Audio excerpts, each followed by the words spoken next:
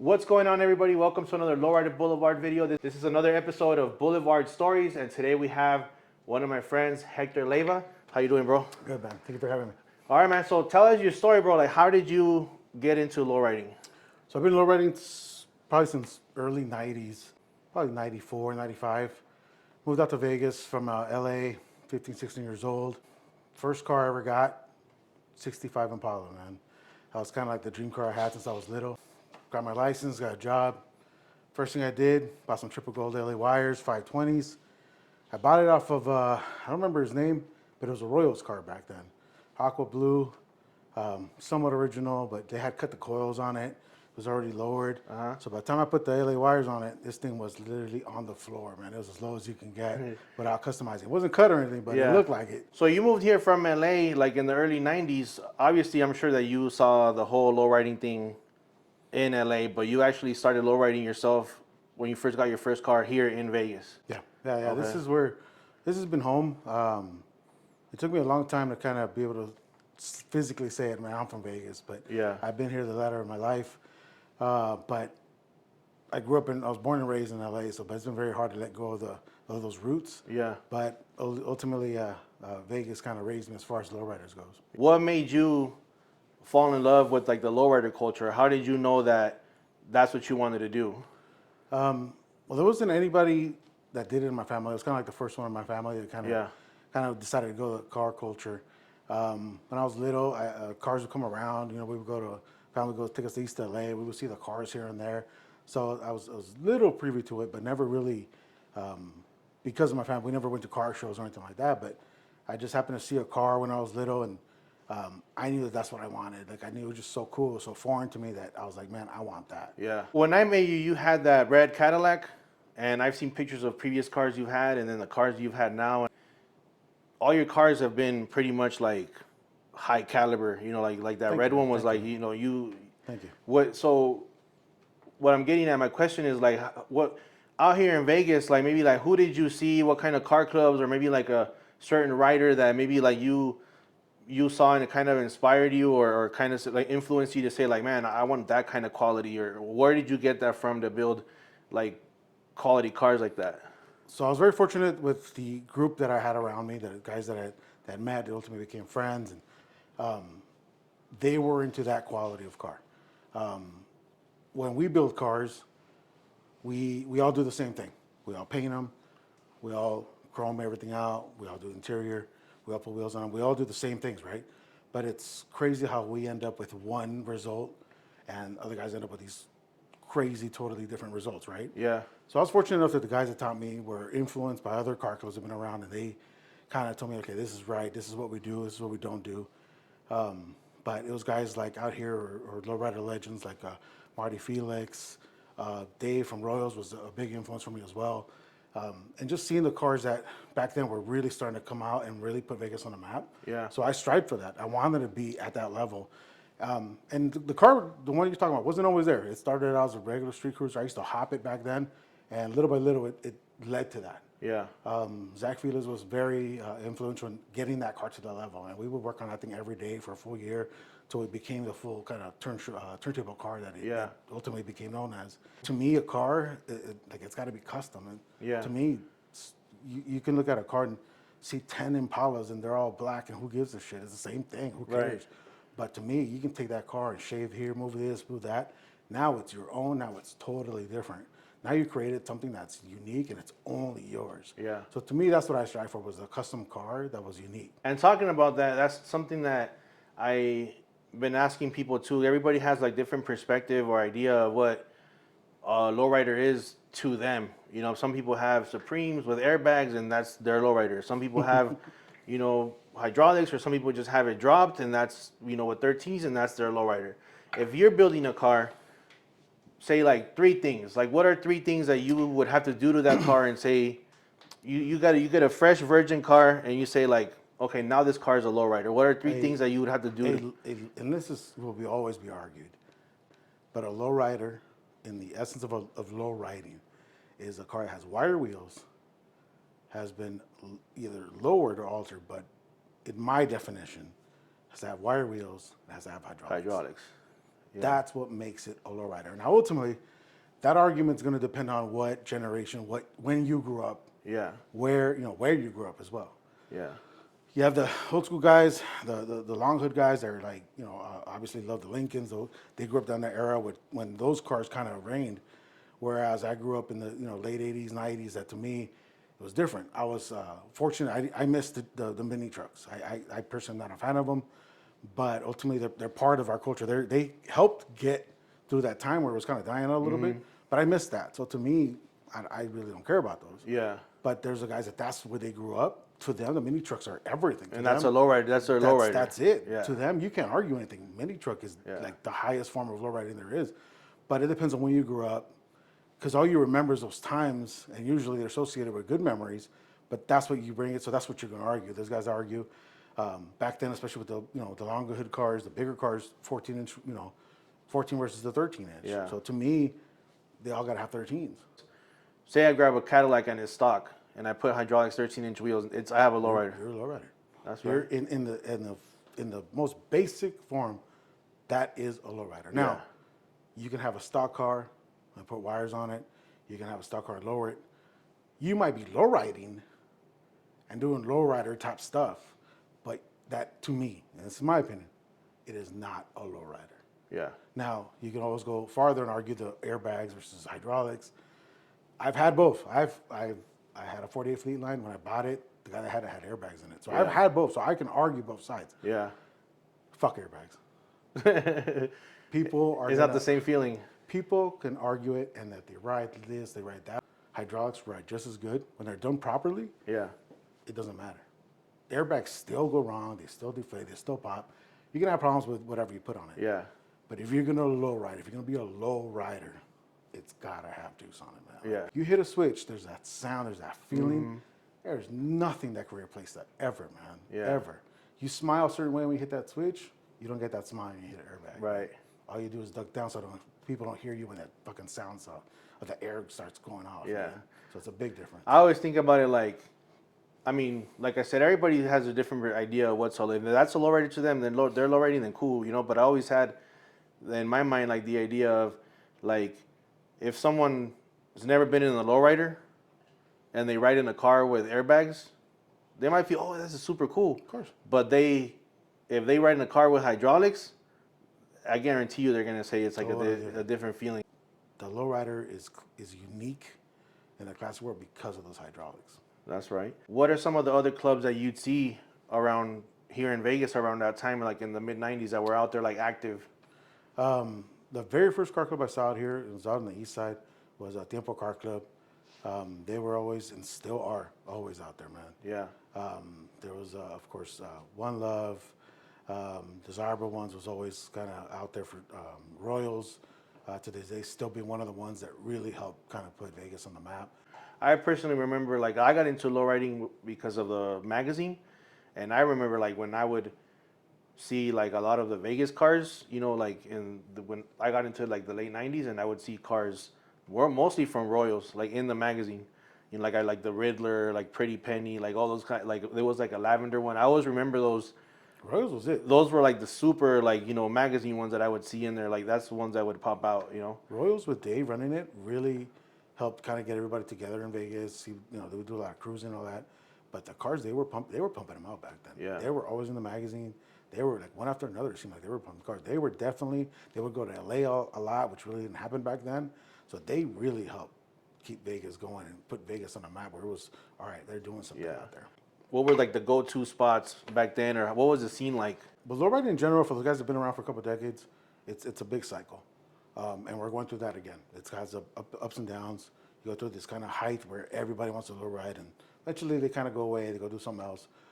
There's few that are lifers and stick around and do this, for decades. But back then, you had the In and Out down on Sahara was it. The go-to thing was to go to each club's meeting spot, and you would just kind of take, go from one to the other. Yeah. Royals was over off of Charleston and like Bruce. I think it was like a Home Depot. I don't forget what was there, but it's like a market or something. So what Tacos del Gordo's at now. Oh, yeah. That used to be the spot. Down in Sahara, there's a Kmart. We used to go to that. But back then, you can actually cruise. The strip wasn't like it is now. Back then, you could actually cruise the strip, and you would line up on the sides. It wasn't like where it's all barricaded now. Yeah. You would literally chill on the side of the strip and just cruise it. People would line up. You can actually pull up. Cars would be everywhere. That was when I think Vegas really kind of showed off, where you cruise the strip. You would have to be up 2, 3 in the morning and still cruising. Yeah. Cops would mess with you once in a while, but for the most part, man, that's where it was at. The strip was still cruising. And some people might remember the day when Fremont closed. That was pretty rad. All the cars that let everybody cruise one last time down Fremont. For those that were lucky enough to kind of experience that, like something that you'll never ever get to experience again. Obviously now it's pretty much an experience, but that was pretty cool. That was pretty rad. What would you say are the main differences, or what's like a big difference between lowriding back then in the 90s to what it is right now? Damn, that's a good question, man. It's, other than what social media has done to it, right now it's at its height again. So it's actually better than it's ever been, I think. There's a lot more influence. A lot of different people have kind of came into it. But back then it was one of the heights. It was 90s, of course, that was the height everywhere. Yeah. And it kind of went down for a little bit, kind of another one, and we're going through another resurgence again. But other than the real big influence that social media has had on it, right now everybody wants cars. Everybody's out with their cars. You know, everybody's out, want to do stuff. Every weekend there's something going on. That's kind of how it was back then. But other than that, I mean, right now Vegas is it, man. Vegas is bigger. It's cracking. It's literally has the most cars it's had in a very long time. Yeah. Talking about cars, what do you have right now? Like, what kind of cars do you have right now? I got 82 Regal. I got the 47 Fleet Line. That's my wife's actually. Yeah. And I got 2 other cars that I'm building, and hopefully one of them eventually will get done. Yeah. The Regal. I know sometimes you keep here, and in between here and LA, you're part of lifestyle. How is it living in Las Vegas and being part of a car club in LA? How does that work for you? It's not cheap. You know, I have to make those trips whenever it's necessary, but it's something that I've always aspired to be like them. Kind of, we're talking about the cars and the build and the quality. Yeah. So eventually I was like, you know what, why not just be part of it? So I went that route, but ultimately, it's, for me, living in Vegas allows me that, because LA's really not that far. Yeah. So, you know, other than the cars coming back and forth, right now it's down there. We're about to celebrate the 50th anniversary for the club, so it's down there for now. But for the most part, it stays down there. I mean, that's usually what we do more, cruising and all that. So it's easier to just keep it down there. And then you're getting the bomb ready to have something to cruise here. Yeah. That one's been a little bit. It's been a little bit of a mission to get going. We had a couple of shops, nothing worked out. We're supposed to get it cut out, but it's the same thing that most people are going through. They just can't get these cars done, or for whatever reason, you know, people just don't want to work on them, time, money, or just whatever happened. But a lot of people are going through the same type of thing, and fortunately, it's finally back, about to finally hit the road again. Nice. What would you say some of our the differences in the lowrider scene between LA and Vegas? Well, Vegas is finally caught up. Prior to COVID, I mean, now you have this whole new batch of riders that came out from COVID. Prior to COVID, we were missing a lot of the cultura part of it. We're missing a lot of the events. We tried to, you and I, we're trying to do some of those events. Yeah. With no success. The people really weren't there. Yeah. Till I think we did the very last one was at a taco spot, and I think we did over like Sahara. I think is where it was. Yeah, the taco spot on Sahara. We did the taco spot on Sahara, and then the Anthony's Donuts, which now is like I made it the.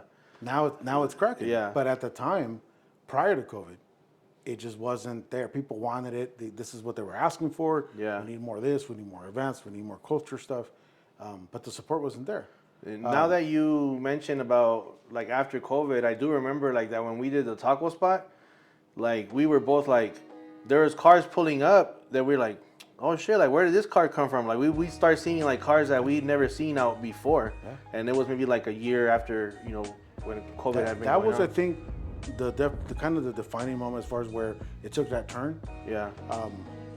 Because of COVID, because for me, my business just blew up. It was probably busiest years ever, so I had to kind of step away for a little bit. So I've been gone for a little bit, as far as just to grow my business. Yeah.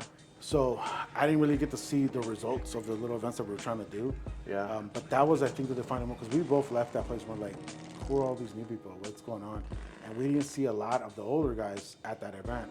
So that was the one that kind of clicked, like, all right, man, it's finally working out. Yeah. But now you see what fortunately you kept it going.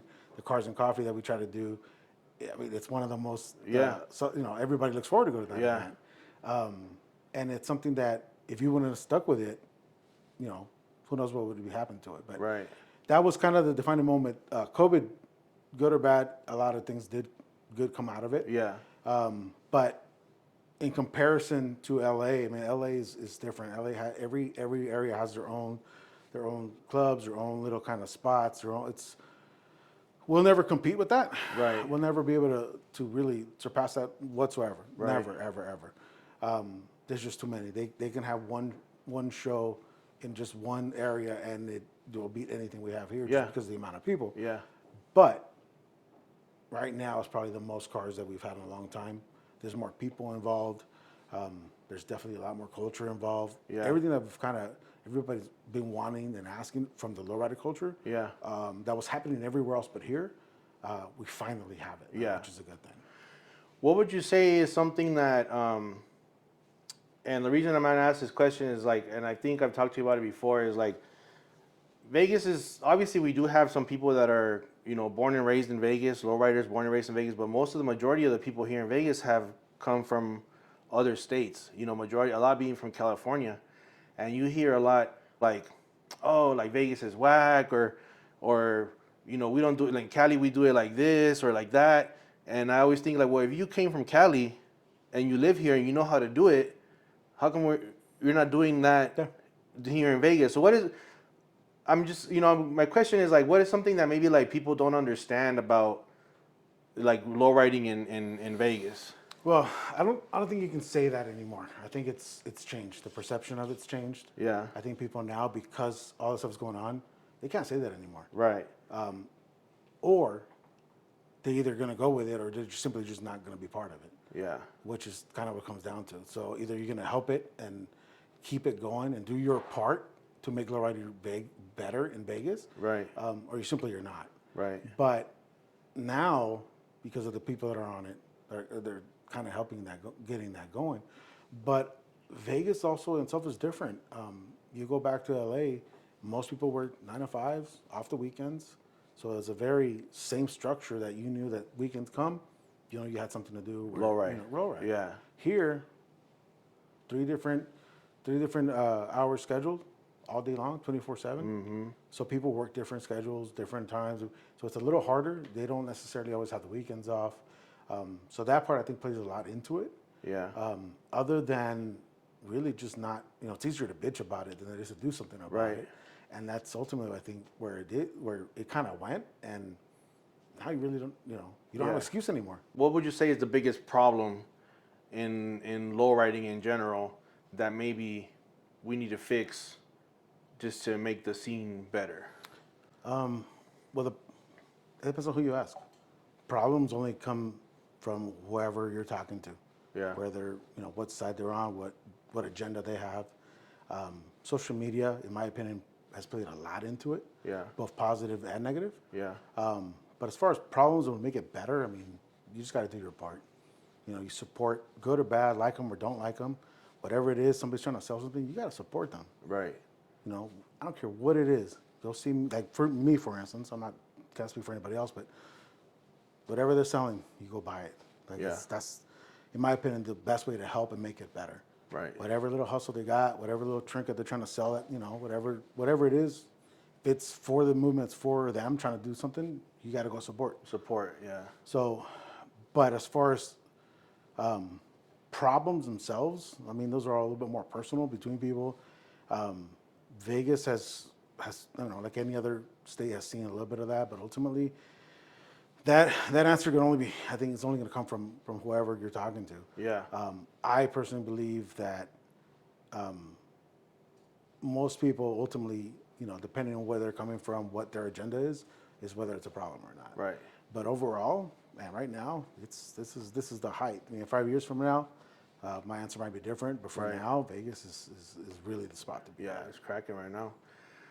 At what point in your lowriding career did you get the photography come in? Like, when did you get into photography? So late, like 2008, 2007, I had left previous job. It's in my 30s. Not quite like knowing what I want to do. I just knew that I didn't want to do what I was doing. And I kind of tried different things. I sold insurance. I sold like just whatever it was. I tried it. I'm like, all right, figure out what I want to do. Yeah. I had never thought past what I was already doing. And friend of mine, a good friend of mine, Saul Vargas, was shooting one of my cars. At the time, he was shooting for what was then Lowrider Magazine. And he kind of showed me a little picture and he made me turn the wheel and he shot it again and it looked so different to me, man. It blew my mind. I was like, Yeah. how did that, like, he literally just moved it like a foot. I thought that was the coolest thing I ever saw, man. I was like, I want to learn how to do that. Yeah. And it sparked an interest, but at the time really wasn't like, okay, that's what I want to do. And so little by little, kept trying things. I wanted to do something creative, and then I ended up, I bought a camera. The only one I could afford back then was like a little Canon, like a I think it's called like this T5 or something like whatever it's called. And I was like, all right, let's give it a shot. Let's try it. Fortunately, I had a lot of people around me that were really encouraging, and one thing led to another. I started getting a little bit better at it, and started getting little gigs here and there. And then literally, I was just like, whatever. I literally didn't have a job. If I didn't shoot, if I didn't have a gig, I didn't. You didn't make money. That's it. My bills weren't paid. Yeah. So I literally like had to learn it real quick. Yeah. I had to figure it out real quick. And Do you remember the first time you grabbed the camera? first camera I got was actually first camera I actually held was my buddy Robbie. He had a Nikon, Okay. and he was shooting. I think it was one of the shows, and he's like, "Here you go." And I tried it, and I tried to shoot, and it was like it felt weird. Yeah. The buttons on Nikons are a little different. Yeah. It felt odd to me, and but that was literally the first time I kind of like held a real camera and I tried to shoot and try to look the part, but little by little it just started becoming a little bit more profitable. I started getting a little bit better at whatever it was I shooting. I've literally shot everything you can think of, from newborns to weed. When weed first started coming out up here. I had billboards. I shot all that. Literally, whatever was the next thing, I would shoot it. So I've literally shot everything you can think of. Yeah. And once you started shooting for different magazines, publication, mainly what was Lowrider Magazine, you put a lot of Vegas cars in the magazine. Do you remember like what was the first car that you shot for the magazine? The very first car. So I would shoot for back then there was magazines. There was Lowrider Scene. There was Street Low. Right. Street Low had a cover for that. Lowrider Scene, I did a bunch of cars for that. Can't remember what are the magazines, but if there was a magazine back then, I shot for it. Yeah.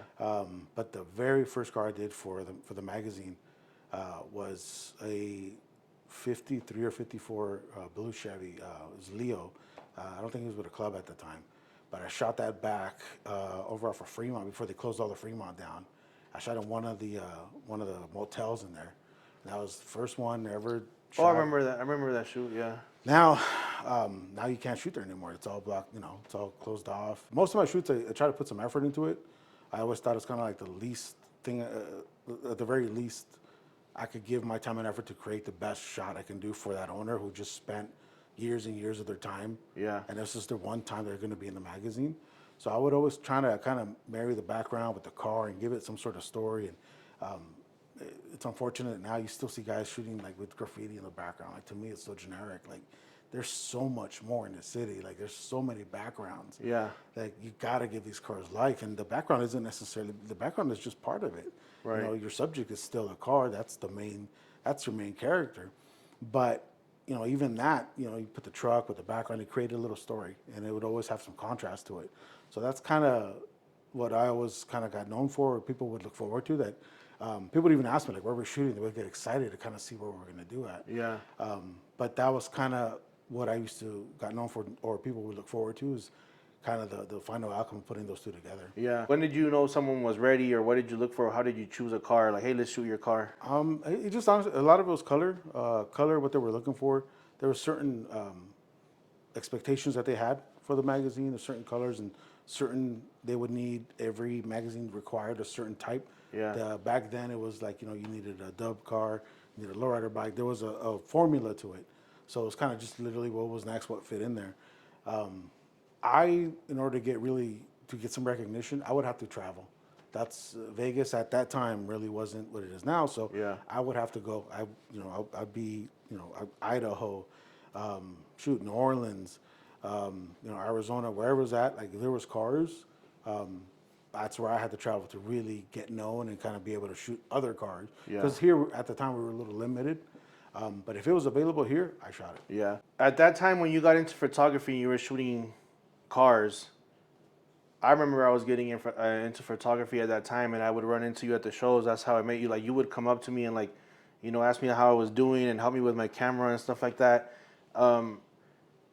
Do you remember, like, what if there was other photographers? Because it's hard to know, because right now on social media, everybody's on social media, so it's like, oh, who's who or whatever. But Right. back then, there wasn't that social media. Like, what other photographers do you remember that were out here shooting cars? Here at the time, in the beginning, like, the photographers would come in. There was nobody here. Yeah. So other than there was Cuddy was still shooting, it was pretty much just me and him at the time. Yeah. And that was it. There was nobody else shooting. You would go to shows, and there isn't the 30 photographers you see now at every car show. Yeah. Like that was it. We were kind of the only ones. But even like prior to us, everybody would come in. You would have to have the photographer come in, and you have to wait to get a shot till magazine, till the writer came and saw you. But up to that point, it was just him and I. That was it. Same back then, me too. Like when I started shooting, taking pictures of cars, going out there to the car meets and stuff, I would see you and Cuddy, and Two Tons was the one that was coming in. I know that there's other photographers that would come in, but for me personally, that's what I knew. Like, and talking about social media, and you mentioned a little bit like pros and cons or negatives and positives about social media. Like, what's your thoughts about social media and lowriding and photography? I mean, they go hand in hand, but how has social media affected it, like positive and negative? I mean, it's both. It's a needed evil we have now. We have to have it. It's brought our entire lowrider world, and it made it very small, because you can communicate with everybody. You know who's who by simply the pages they follow. They could live across the world and you know who they are. Yeah. Which is wild. It's awesome. But at the same time, it's created, people have a lot. People want to be somebody. People want to be heard. There's a lot of people that don't necessarily deserve that platform. Shoot, nowadays you don't even have to have a lowrider, and you're somebody in the lowrider game, which is wild to me. Don't have a car, never had a car. All of a sudden, it's after COVID, and now they're a lowrider somebody. I came from a generation where you had to earn it. Right. You earned it because you didn't have that picture to post up to show everybody, hey, this is me. You earned it, man. You were out there. Either you did it and people knew about it, or you didn't exist. It was one or the other, man. So Yeah. I'm proud to be from that, and it's probably the last generation that we're gonna have of that. Because nowadays, you just go take a picture, you post it up, all of a sudden you're OG, whatever your name is. Right. You're an OG overnight. So to Right. me, it's very unfair for the people that did it even prior to me that are not getting that recognition, that we're doing it, that are real OGs. But now because of social media, anybody can do it. Anybody can put a picture. And with that, it's made it stale as far as photography goes. As far as lowriding goes, it's cool. You see everything what's going on in an instant, right? Right. But if you scroll down social media right now, everything looks the same. It's all shot the same. It all looks the same. I really give it up to the guys that are trying to do something different and be a little different with their photography. But right now, whoever's watching it, I want them to scroll. You'll literally see everything. Everything looks the same. Nobody's trying to change it. They're all shooting the same. That's the other thing that I was gonna ask you is like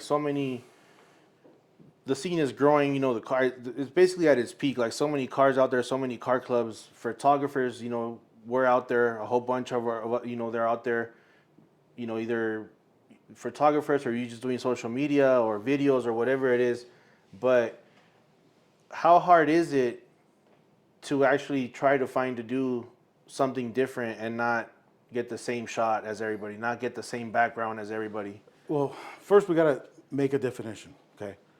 Because people are either photographers or they're social media people, so influencers, whatever. Content creators, yeah. Right. There's a big difference. In my opinion, there's very few photographers. There is a lot of social media influencers or whatever you want to call them. Yeah. There's a big difference. What are you? What do you fall under? Now, a photographer is a big difference. Photographer doesn't need that page because a photographer is going to go get paid on what they do. I think that's a clear distinction on it. So where do you fall? Who are we talking about? A social media person, which is crazy to me. These guys you have now go buy these $4,000 cameras just to post on social media for free. Like, that's crazy. Yeah. So there has to be a definition. Which one are you? What do you fall under? From there, you kind of got to decide, what route you want to go. Yeah. Because in my opinion, if you're going to go shoot, you should be making some money on it. This is what you decided to do. You should get paid for what you're doing. No matter what side you're on, you have to go it takes time and effort to go to every shoot. Right. You more than anybody can speak on that, because how much time away from your family, how much gas, your equipment, everything to go to every single meet to put it out there. Yeah. For other people to enjoy it. And, some like it, some don't, but that's still time and effort that you're taking. So, which one are you going to land on? I think for anybody out there, that's what they got to decide first. Which one are they? I know that right now you're shooting, mainly you're focusing on your business, but sometimes I see, like maybe somebody already shot. A lot of people use, for example, the atomic bar. I was looking through your page. You shot the atomic bar like years ago, that same background, or other backgrounds that you said, like the graffiti background or whatever, like the downtown background. And even though you're not shooting cars right now, like, for professionally or as a business, do you in your mind have kind of like under your sleeve something that you would say, if I shot a car, I have a few spots that somebody else hasn't done them yet? Of course. I haven't shot magazine type stuff or lowriders in a long time, years.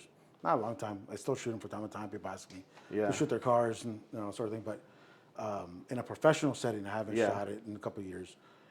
Probably since pretty much since the magazine stopped. It's kind of when, even prior to that, I knew that lowriding was very limited. And I saw the influx of photographers and people coming in. So prior to that, I was already on my way to do something else because I knew that there was no future in it as far as monetary goes. Yeah, as far as paying your bills with it. Correct. Yeah. There's, magazines are going away. We all knew it was just a matter of time. And I always try to make it look like it's not Vegas. I try to look for something that wasn't here that made it different. It's very simple. Anybody can go in the strip. That's the go-to. Like, so what? Like, there's no thought behind that. Yeah. Anybody can do the classic car. Here's the in and out sign. Like, so what? Like, okay, that's cool and it's beautiful and I like it and I love it. Yeah. But to me, there's got to be more to that. Like, it's Vegas. There's so much more that you can do to make it different. Right. But there's still a few spots that I haven't shot. I got a couple guys that recently have asked me to want to shoot their cars that just busted out. So hopefully I'll get the opportunity to kind of show off some of those kind of hidden spots that you're talking That's about. right. Do you feel like maybe today's new generation, whether it be of new generation of like riders or photographers, understand or respect the culture for what it is? I think they want to. I think they are craving some of that. I think and then there's a reason why they all do the cosplay, want to dress like we did back in the day. They want to embrace, what was prior to their generation, but is very different when you learn how to crease your pants watching a YouTube video. There's something very different that it translates different than we had. Like one of my tios out there showing me how to crease it. And instead of me, I'm watching this YouTube video. It's just not the same. It's watered down to a certain degree. The essence of it, the what we kind of fall in love with our culture and the little things that we have like that, I think get lost.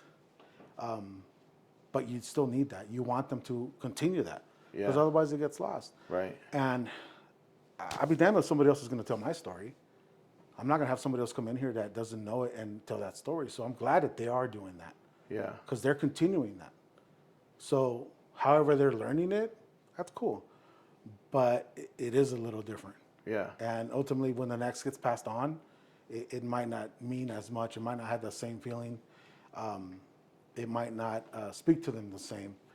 But at least you are seeing what we kind of were trying to do and get some culture, especially here in Vegas. Yeah. What's some advice that you can give someone like, you know, some of these youngsters, new generation that wants to get into the lowrider game, build the lowrider on the lowrider side?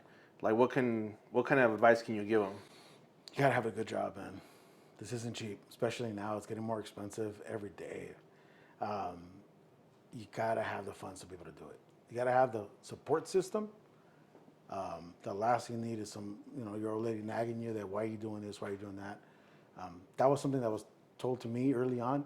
Like if you don't have whoever's your partner is, if they're not gonna back you up on this, then it's just gonna be a fight. Now you're fighting two fights. Yeah. Now you're trying to appease her and you're trying to build your car. But it's monetary, man. At the end of the day, you gotta have the funds to do it. Yeah. And patience. Yeah. This is the most when you're trying to build a car, no matter how you build it, whether it's just taking the emblems off, painting it, put it back together, it still takes time. Yeah. Paint jobs take forever. Just shops seem to take longer than ever. But if you don't have the funds or support, then might as well just go to something else, man. Yeah. What about advice for some of the new generation? I'm not gonna say like younger, you know, but just new generation of photographers that are either coming into it or are already into it but are newer to the scene. What's some advice that you can give them as into the whole photography and the lowrider scene? So back to like what we were saying, figure out which one you're gonna be. If you're gonna be a photographer, if you're gonna be an influencer, because it is different. The way you present yourself, the way you present your page, what you put out there is gonna be different. Figure that part out first. Figure out what you wanna shoot. But learn business. We get so focused on learning our equipment and all that because that's all you see on YouTube. That's the sexy side. It's not pretty to learn about business. It's not cool to understand how to grow a business, and you know that part's not cool. So no one's gonna shoot it because no one's gonna like it. So they don't worry about that.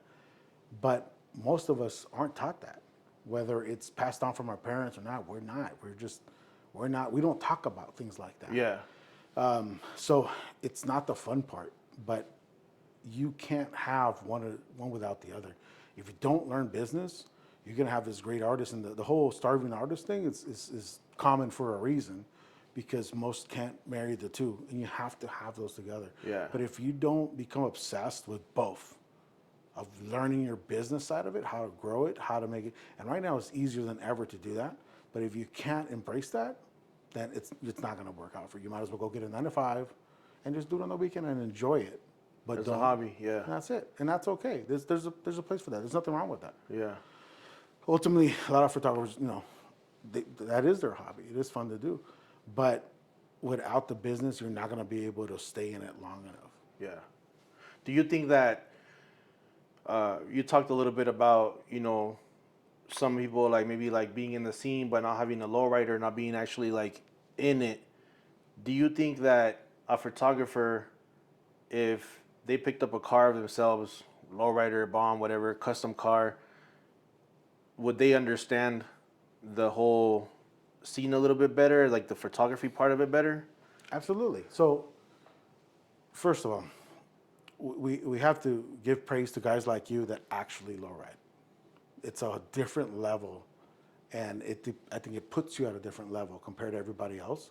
If you have the skills to be, you know, to be out there shooting, to do the content, and on top of that, have a car to go with it. Yeah. That separates you from everybody else. Anybody can go and be a photographer, and that's cool. You're capturing what we build, and that's cool. They go hand in hand. You need both, right? Yeah. But to the few like the Cuddies, like the Betos, like yourself and I, that actually have cars and do this, I think that separates us from everybody else. That's a whole different level, a whole level of income that's needed to do that.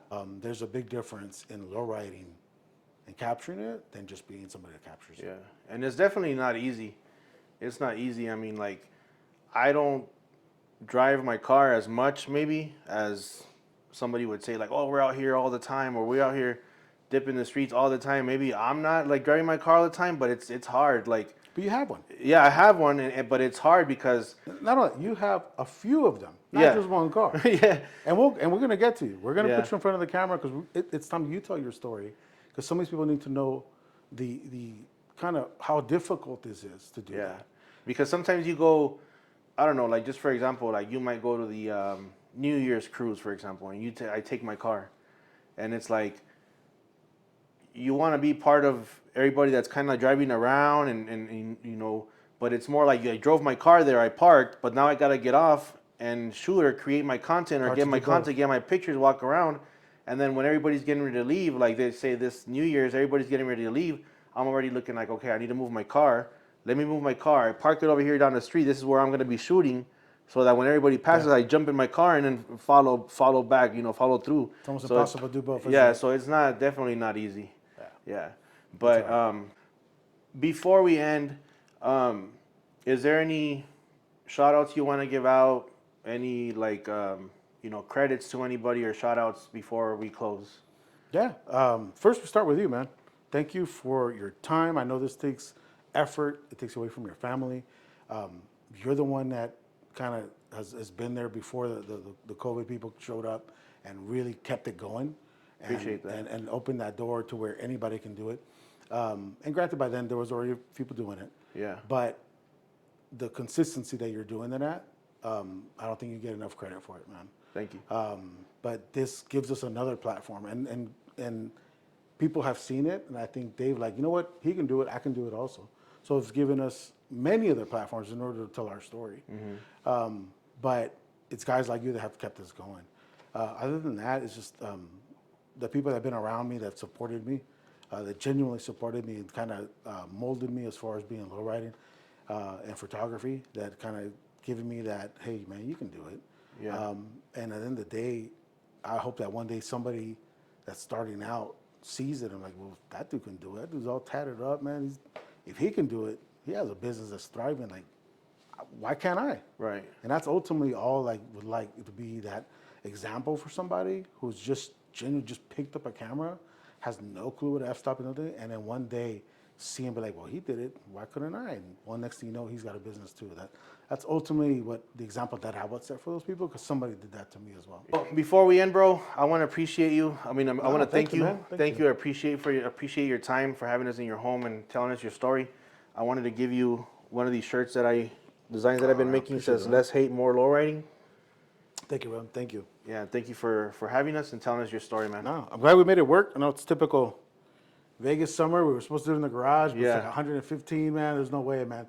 So we made it work. I appreciate you, man. Thank you. Oh, thank you, man. Thank you for having me, man. Thank you. Thank you. All right, guys. Thanks for watching another episode of Boulevard Stories. This was Hector Leyva, Sugar Mill Studios. Don't forget to like, subscribe, drop me a comment. Let me know what you guys think. Especially subscribe. It's totally free. A lot of you guys watch the videos. Not everybody subscribed. If you like what you see, subscribe so I can do a lot more of these videos. Also, turn on your notification bell so you don't miss any other videos. And don't forget, if you want to support the channel, also you can pick up one of these shirts at thelowriderblvd.com, thelowriderblvd.com. Thank you, and see you guys next time.